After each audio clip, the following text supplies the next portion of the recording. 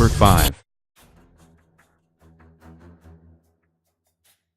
India has fast-tracked hydropower projects worth $15 billion in Kashmir in recent months, ignoring warnings from Islamabad that power stations on rivers flowing into Pakistan will disrupt its water supplies. The swift approval of projects that had languished for years came after Prime Minister Modi suggested last year that sharing the waterways could be conditional on Pakistan clamping down on anti-India militants it shelters. Let us now get into the details. Number 4.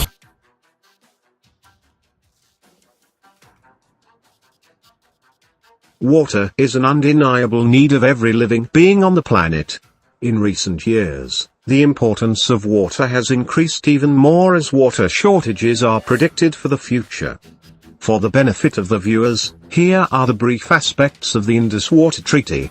Pakistan and India share 6 rivers, almost all of which originate from outside Pakistan, and have had concerns regarding how they deal with the matter since the countries split in 1947.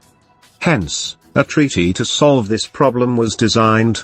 The treaty was signed on September 19, 1960 by Indian PM Nehru and Field Marshal Ayub Khan in Karachi. The terms were mediated by the World Bank.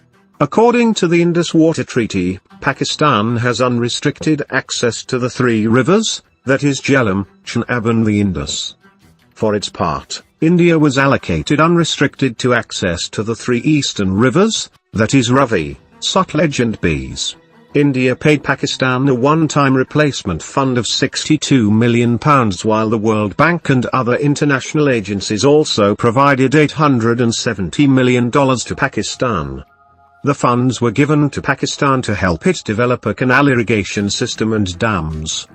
Despite having control over the upstream of the 3 western rivers, India isn't allowed to modify the natural drainage of the river flow.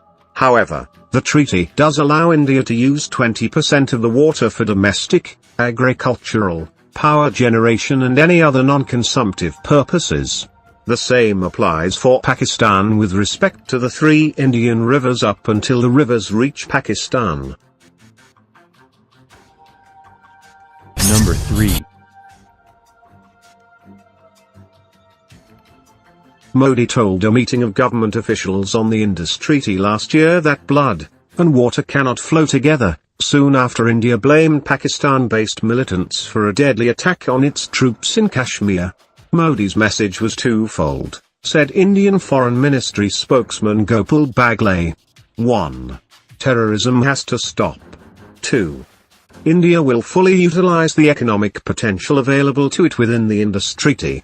India currently uses only 4% water of the 3 western rivers due to lack of storage facilities, though according to the treaty it can use up to 20%. Note that, unlike reported in many media forums, India is not planning to ditch the treaty, but is only looking to utilize the full resources available to it as per the treaty. Number 2.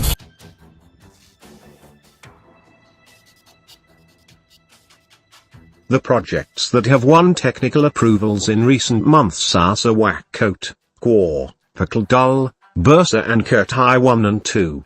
Most of the projects have been held up for at least a decade awaiting various clearances.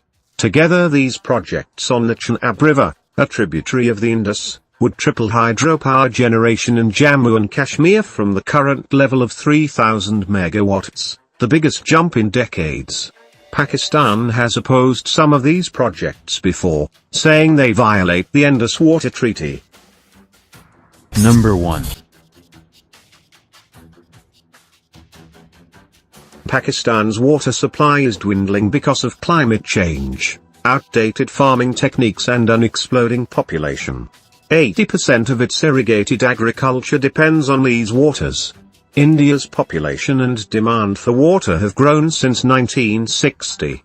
India is already one of the most water-stressed countries in the world, and face droughts in many states during summer. But these steps by India has more to do than simply trying to solve water problems. It's also about putting pressure on Pakistan to stop cross-border terrorism. A 2011 report by the U.S. Senate Committee on Foreign Relations said New Delhi could use these projects as a way to control Pakistan's supplies from the Indus, seen as its jugular vein. The cumulative effect of these projects could give India the ability to store enough water to limit the supply to Pakistan at crucial moments in the growing season, it said. Unlike the previous governments, who were circumspect in taking tough strategic decisions, PM Modi's government has been more decisive. The schemes, the largest of which is the 1,856 megawatts Sawakot plant, will take years to complete, but their approval could prove a flashpoint between the nuclear-armed neighbors at a time when relations are at a low point. Thanks for watching. Subscribe for more videos like this. Hit the like button if you find the video interesting. Kindly provide your feedback in the comment section, this will help us improve.